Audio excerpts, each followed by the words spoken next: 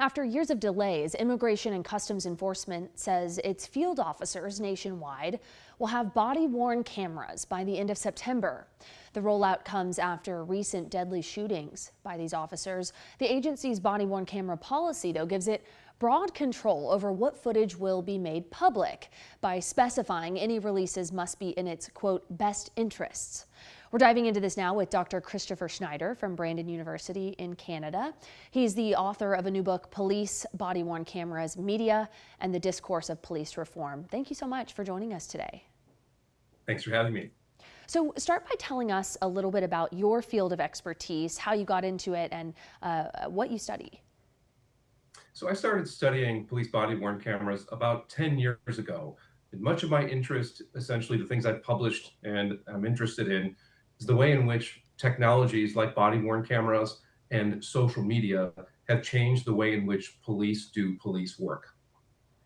I want to address for our Austin audience here, we know that body-worn camera policies differ from community to community. Different agencies have different rules and policies. Our Austin community, our law enforcement here often release body-worn camera within 10 days of a critical incident. That's Austin Police's policy, and we have much more reporting about that on our website. So talk to us about the differences in what you see across law enforcement agencies when it comes to policies and maybe how they selectively release footage like this. So, I mean, different policies determine when body-worn camera footage will be released, usually in relation to critical incidents. So it can be 60 days or less, or Phoenix, for example, is 14 days. There are exceptions to these policies. So, for example, a court order can prohibit the release of body-worn camera footage for things like an ongoing investigation and so on. So there are ways of blocking or stonewalling the release of body-worn camera footage. Other body-worn camera footage and recordings of officers, say, rescuing a child from a burning building or doing acts of bravery. Police we see this across North America, are real quick to sort of release these recordings because it makes the police look good to the public. And of course, that's largely how the body-worn cameras have been used in relation to public facing, is to provide information to the public that makes the police, the police brand, if you want to call it that, look good. Also, when body-worn camera footage exists, we hear regularly that it's an unbiased, recording of an incident, and this is just not true. No recording is unbiased, whether it's cell phone footage or body-worn camera footage.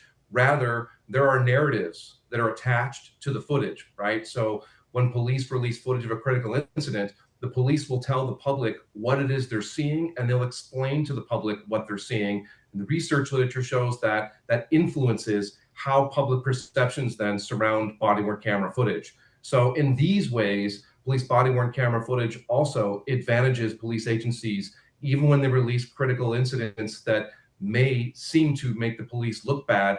They can provide it to the public in a way that can reframe the body-worn camera footage so it's conducive to the police interests. I want to circle back to this new policy from ICE. Is there any further context or explanation we have about what that, quote, best interest means in this case as it refers to federal agents? I haven't seen more yet. I've been following, again, body-worn cameras for over a decade, different policies. Essentially, I think what ICE is doing, and this was part of my remark, is they're saying the quiet part out loud. Police agencies have been using body-worn camera footage for what's referred to in the research literature as image work, or we can think brand management. Again, some of the things I've already mentioned about making the police look good. And ICE has been very forthcoming. They have said, we're only going to release footage in the best interest of the agency. And I think based on what other law enforcement does with body-worn camera footage, sort of very generally, we can interpret ICE here as meaning they're going only to release body-worn camera footage that makes ICE look good and is consistent with the policies that ICE is operating under, right? So some of the immigration enforcement and things that might be consistent with the federal government perspective. If the body-worn camera footage shows ICE officers doing really good things that, again, are consistent politically with the federal government, then we're going to see this footage. If it's stuff that might be controversial or provide a perspective that might make ICE look bad, or for example, could compromise the identity of an ICE officer, that footage will not be released. And I think that's how we can interpret what ICE is saying here about its policy. Do we or experts like yourself expect ICE to release specifically maybe previous body camera footage of controversial incidents of late, the deadly shootings, to name some in Maine and Houston last month? Do you expect that they may retroactively try to release some kinds of footage under this policy? I mean, I think we could surmise probably not. That said, they have the body worn camera footage, and other law enforcement agencies that have body worn camera footage, they can sort of review it and work with lawyers and carefully craft narratives that are consistent with what ICE or a law enforcement agency wants to promote. This practice has been criticized by organizations like the ACLU as enabling police and law enforcement to lie. That's what the ACLU has said, by providing this information after police have looked at it, after ICE may have looked at it. So it's possible they could release the footage, again, if they can craft a narrative or a story around the footage that best supports what ICE is doing and is consistent with the interests of the agency, as they tell us.